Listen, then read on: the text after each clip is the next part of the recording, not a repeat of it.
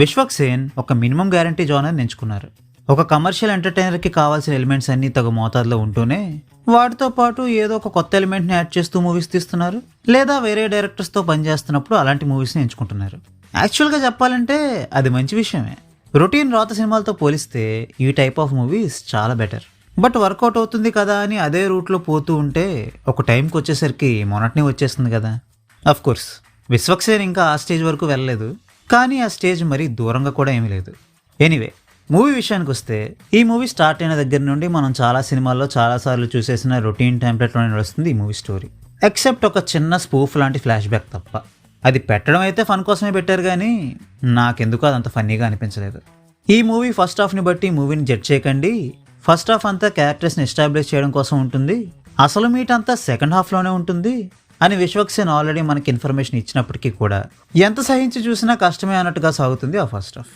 అయితే ఇంటర్వెల్కి దగ్గర పడే కొద్దీ మూవీ కొంచెం ఇంట్రెస్టింగ్గా మారడంతో ఈ మూవీ సెకండ్ హాఫ్ మీద కొంచెం హోప్స్ పెరుగుతాయి.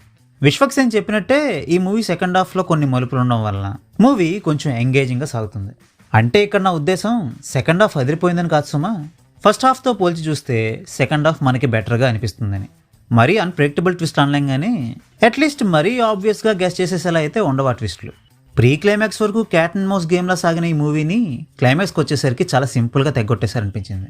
దానికంటే ఫస్ట్ హాఫ్లో ఉన్న కొన్ని సీన్లని తీసేసి క్లైమాక్స్లో ఇంకొంచెం కేవస్ని క్రియేట్ చేసి ఉంటే బాగుండేదని నా ఫీలింగ్.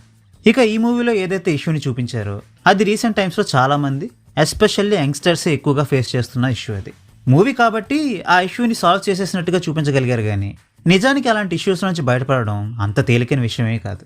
సో ఈ మూవీలో చూపించిన ఇష్యూని ఒక అవేర్నెస్లా తీసుకొని మనం అలాంటి ప్రాబ్లమ్స్లో పడకుండా జాగ్రత్త వహించడం మేలు. ఇక ఓవరాల్గా ఈ మూవీ గురించి ఒక మాటలో చెప్పాలంటే, నీళ్ళల్లో పడ్డ బంతి సగం మునిగి సగం పైకి తేలినట్టు ఈ మూవీ ఫస్ట్ హాఫ్ మునిగిపోయినప్పటికీ సెకండ్ హాఫ్ పైకి తేలడం వల్ల ఒక రెగ్యులర్ రొటీన్ టెంప్లెట్ మూవీలా మిగిలిపోవాల్సిన సినిమా కాస్త ఒక వాచబుల్ యావరేజ్ ఎంటర్టైనర్లా మారింది. కమింగ్ టు పర్ఫార్మెన్సెస్, ఈ టైప్ ఆఫ్ మూవీస్ విశ్వక్సేన్ చేసినప్పుడల్లా తన పెర్ఫార్మెన్స్ కూడా ఒకే మాదిరిగా ఉంటుంది. ఫ్రాంక్గా చెప్పాలంటే బయట విశ్వక్సేన్ బిహేవియర్ ఎలా ఉంటుందో సినిమాలో కూడా ఆ మాదిరిగానే ఉండడం వల్ల రాకీ కనబడాల్సిన చోట విశ్వక్ మాత్రమే కనబడ్డాడు. సో పెర్ఫార్మెన్స్ వైజ్ తనకిది ప్లస్ కాదు, మైనస్ కాదు. శ్రద్ధ శ్రీనాథ్ అండ్ మీనాక్షి చౌదరి ఇద్దరికి ఇంపార్టెన్స్ ఉన్న రోల్సే పడ్డాయి, అండ్ వాళ్ళిద్దరూ మంచి పర్ఫార్మెన్స్ని ఇచ్చారు. ఇక రిమైనింగ్ క్యారెక్టర్ ఆర్టిస్టులు అందరూ కూడా వాళ్ళకున్న స్కోప్లో బాగానే పర్ఫామ్ చేశారు. ఇక టెక్నికల్ ఆస్పెక్ట్స్ విషయానికి వస్తే జేక్స్ బెజాయ్ కంపోజ్ చేసిన సాంగ్స్ నాకు అంతగా ఎక్కలేదు. కంపారిటివ్లీ సాంగ్స్తో పోలిస్తే బ్యాక్గ్రౌండ్ స్కోర్ కొంచెం బెటర్గా ఉందనిపించింది. మనోజ్ రెడ్డి చేసిన సినిమాటోగ్రఫీ చాలా బాగుంది. అన్వర్ అలీ ఎడిటింగ్ మాత్రం హిట్ అండ్ మిస్లా అనిపించింది. సెకండ్ హాఫ్లో ఒక సాంగ్ అండ్ ఫస్ట్ హాఫ్లో ఒక 10 minutes సీన్స్ని ఈజీగా తీసేయచ్చు. మరి అది జడ్జిమెంటల్ ఎర్రరా లేదా ఇంకేమైనా అన్నది మనకు తెలియదు, కానీ ఎడిటింగ్ విషయంలో ఇంకొంచెం కేర్ తీసుకొని ఉంటే ఇంకా బెటర్ ప్రోడక్ట్ వచ్చి ఉండేదని నా ఫీలింగ్. సో ఫైనల్గా ఈ మూవీని నేను మీకు రికమెండ్ చేస్తానా అంటే, ఇంట్రెస్టింగ్గా ఉండే సెకండ్ హాఫ్ కోసం ఇంట్రెస్టింగ్గా లేని ఫస్ట్ హాఫ్ని చూడగలం అని మీరు అనుకుంటే ఈ మూవీని ఒకసారి చూడడానికి ట్రై చేయండి. So that's a wrap on this video. ఈ వీడియో మీకు నచ్చితే వీడియోని లైక్ చేసి మరిన్ని మూవీ రివ్యూస్ కోసం ఛానల్కి సబ్స్క్రైబ్ చేసుకోండి. We will meet you next video.